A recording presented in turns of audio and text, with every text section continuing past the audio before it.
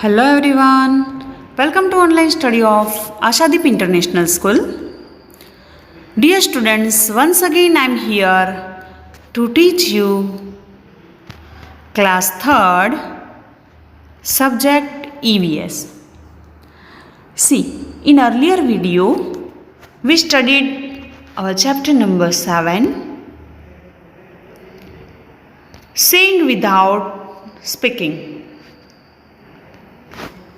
Part 1, 2 and 3 already we studied. Now here we are going to study part 4. In this part we will study some exercise related this chapter. So let's see the exercises. First question is fill in the blanks. First blank is a deaf can understand what another person is saying by reading the movement of his her blank. A deaf that means कि जो सुन नहीं सकते हैं वो can understand, वो understanding करते हैं what another person is saying. दूसरा व्यक्ति जो बोल रहा है वो क्या कह रहा है वो अंडरस्टैंड करते हैं by reading the movement of his her blank. तो वो सामने वाले पर्सन की कौन से ऐसा पार्ट है जिसकी मूवमेंट रीड करके वो समझ सकते हैं कि वो क्या कहना चाहते हैं. तो they are reading the movement of lips. A deaf can understand what another person is saying by the reading the movement of his her lips. Deaf person जो है, बहरे पर्सन जो है, वो सामने वाले व्यक्ति क्या कह रहे हैं वो उसके लिप्स रीडिंग करके, उसके लिप्स की मूवमेंट रीड करके बता सकते हैं. राइट, यहाँ पे ये पिक्चर में आप देख सकते हो कि अलग अलग लेटर्स बोलना है तो हमारे लिप्स की मूवमेंट जो है वो डिफरेंट होती है. जैसे कि यहाँ पे आप देख सकते हो कि इफ़ आई वॉन्ट टू से ओ देन लिप्स जो है पूरा ओपन हो जाता है. राइट, दूसरा है BMP. ये तीनों लेटर ऐसे हैं जो बोलने से हमारे लिप्स दोनों जॉइंट हो जाते हैं. वैसे दूसरी भी बहुत सारी मूवमेंट्स यहाँ पे आप पिक्चर्स में देख सकते हो. Now the second blank is hand gestures and facial expression in dance are known as dash. Hand gesture मतलब हाथ, डांस के टाइम पे हाथ की जो अलग अलग एक्शंस होती है. And facial expression that means face के अलग अलग एक्सप्रेशन, आईज अलग अलग होती है. तो वो कुछ कहना चाहते हैं वैसा उसमें कुछ भाव प्रकट होता है. तो ये डांस में ये जो facial expression and hand gestures है तो उसको क्या बोलते हैं, तो दे आर नॉन एज मुद्रास. उसको क्या बोलते हैं, मुद्रास. Hand gesture and facial expression in dance are known as mudras. Now third blank is if a child has done any mischief that means कुछ मस्ती किया है, कुछ naughty things, बराबर. तो if it can easily be made out due to the expression of his her blank. कोई भी child है, कोई भी बच्चा है, उसने कुछ मस्ती किया है, कुछ तूफान किया है तो इजीली बी मेड आउट, तो हम इजीली फाइंड कर सकते हैं. कैसे, due to the expression on his her. छोटे बच्चे होते हैं वो कुछ भी गलती कर देते, कुछ भी मिस्टेक कर देते हैं तो वो कहाँ पे दिखता है, कहाँ से पता चल जाता है, तो ऑन हिज फेस. उसके फेस पे पता चल जाता है कि इसने कुछ तो गलत किया है. राइट, हमारी मम्मी भी जान जाती है हमने कुछ किया है, हमने कुछ तोड़फोड़ कर डाली है. राइट, या फिर कुछ भी गलत किया है तो हमारे फेस का लुक वैसा हो जाता है, उससे पता चल जाता है कि इसने कुछ तो किया है. राइट, तो if a child has done any mischief it can easily be made out due to the expression of his her face. तो कैसे पता चलता है, उसके फेस के एक्सप्रेशन से. राइट, ये तो थी फिल इन द ब्लैंक्स. अभी देखते हैं right whether the statements are true और फॉल्स. मीन्स अभी हमें ट्रू है कि फॉल्स है वो बताना है. तो first one is children who are 6 months old express themselves by crying. 6 month का बच्चा है, छोटा सा बच्चा है 6 month का, उसको कुछ भी कहना है तो वो क्राइंग, वो रोते रोते कहता है. तो इज इट ट्रू और फॉल्स? तो लेट्स सी द आंसर.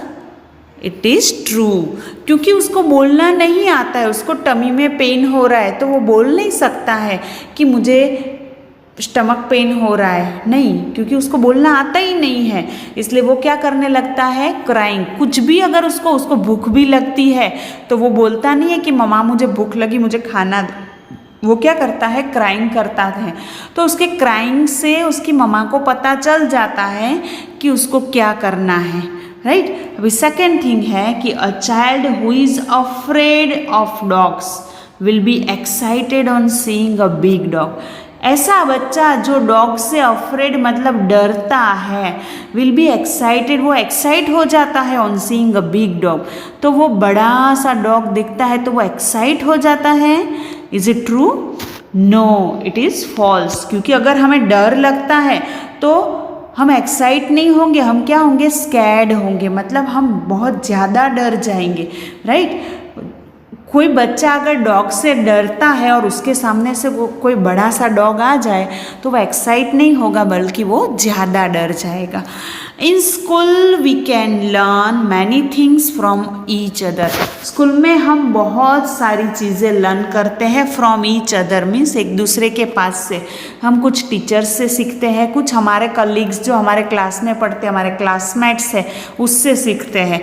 तो ये बात सही है, यस, ये सच है, इसलिए we will write true. Julie's little sister was born just yesterday. Julie की छोटी सिस्टर है, वो अभी कल ही बॉर्न हुई है, तो शी इज़ वेरी एंग्री, तो वो बहुत गुस्सा है। गुस्सा होते हैं, अगर आपके घर में आपकी कोई लिटल सिस्टर बॉर्न होती है तो आपको गुस्सा आता है? नो, ये बंदा रॉन्ग बोल रहा है कि शी इज़ वेरी एंग्री, नहीं, शी वॉज हैप्पी, मीन्स वो हैप्पी हो जाती है। तो ये जो स्टेटमेंट है वो कैसा है, फॉल्स है, क्योंकि हमारे घर में कोई न्यूबॉर्न बेबी आता है तो हम कैसे हो जाते हैं, हैप्पी हो जाते हैं, एंग्री कभी नहीं होते हैं। Now match the following. See here column N and column B are given. What we have to do? We have to, column A and B are given. Okay, so let's see what is in the column A.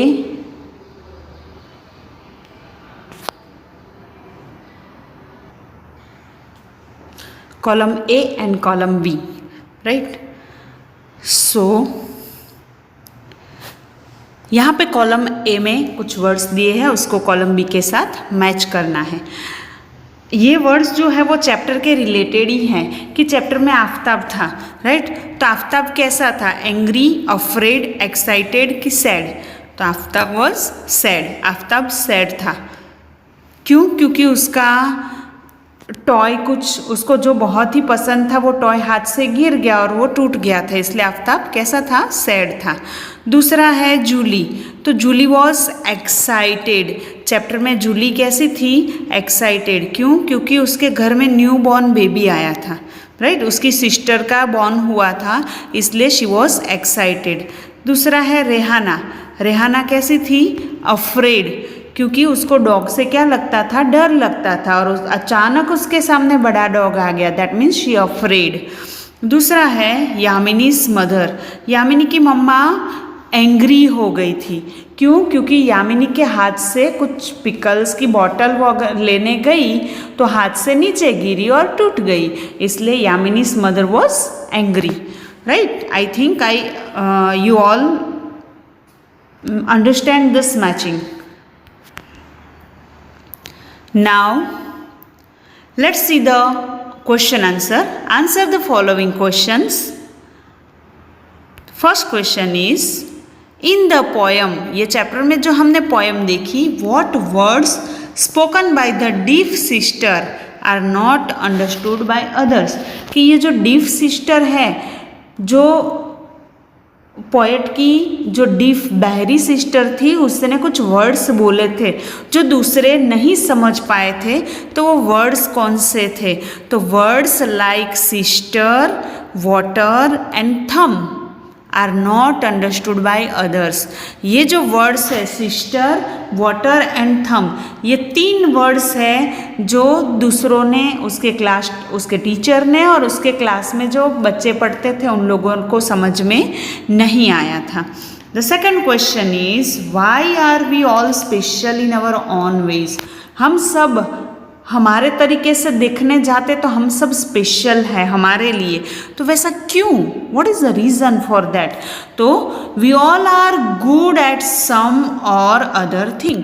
हम किसी ना किसी चीज़ में अच्छे होते हैं।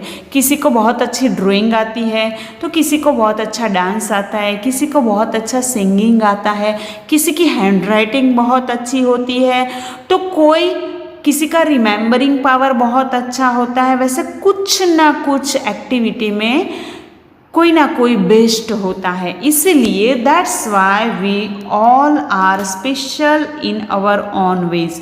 और इसीलिए हम सब अपने लिए तो स्पेशल्स ही होते हैं, right? Here are some pictures. यहाँ पे कुछ पिक्चर्स दिए हैं। Try to read the face of each and write how each of them are feelings. यहाँ पे कुछ पिक्चर्स दिए हैं, तो वो पिक्चर को देख के हमें आइडेंटिफाई करना है कि उनकी फीलिंग्स कैसी होगी। वो सैड है, वो एंग्री है, वो हैप्पी है, एक्साइटेड है, कैसी फीलिंग्स है, that we have to write. So see, यहाँ पे एक गर्ल का पिक्चर है, गर्ल के फेस का पिक्चर है, एंड शी इज क्राइंग, रो रही है, मतलब वो हैप्पी होगी? नो, शी इज कैसी होगी? वो सैड। ये गर्ल रो रही है, दैट मीन्स कि उसको कुछ प्रॉब्लम हुई है, वो सैड है, वो दुखी है, राइट? वो फेस के एक्सप्रेशन से हमें पता चल जाता है कि उसकी क्या फीलिंग्स है। यहाँ पे in another picture you can see one boy is laughing. और हंसते कब है? जब हम सैड होते तब? No, when we are happy we laugh. जब हम हैप्पी होते हैं तब हम लाफिंग करते हैं। तो यहाँ पे ये बॉय का फेस एक्सप्रेशन देख के पता चलता है कि ही इज़ हैप्पी।